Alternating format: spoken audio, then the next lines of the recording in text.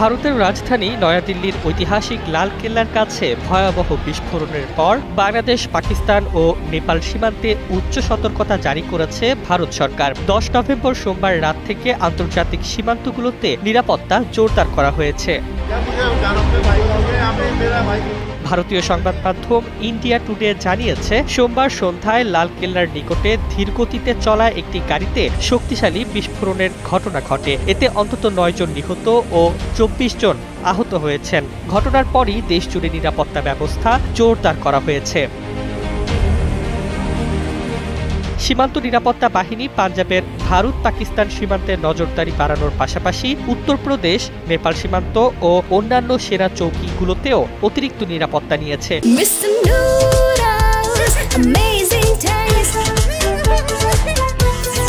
NDTV জানায়, উত্তরপ্রদেশের সব জেলায় পুলিশকে সতর্ক থাকতে নির্দেশ দেওয়া হয়েছে।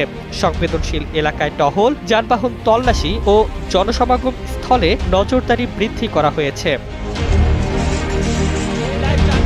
রাজস্থানের ডিজিপি রাজীব শর্মা সীমান্তবর্তী জেলা ও গুরুত্বপূর্ণ স্থানে কঠোর নিরাপত্তা বজায় রাখার নির্দেশ দিয়েছেন। এছাড়া মুম্বাই সহ মহারাষ্ট্রের রেল স্টেশন, বিমানবন্দর, শপিং মল ও জনবহুল এলাকায় অতিরিক্ত পুলিশ মোতায়েন করা হয়েছে। দিল্লি পুলিশ জানায়, সন্ধ্যা 6:52 লালকেল্লা ট্রাফিক সিগন্যালের কাছে বিস্ফোরণটি ঘটে, যা গোটা দেশ জুড়ে চরম সতর্কতা জারি করতে বাধ্য করেছে।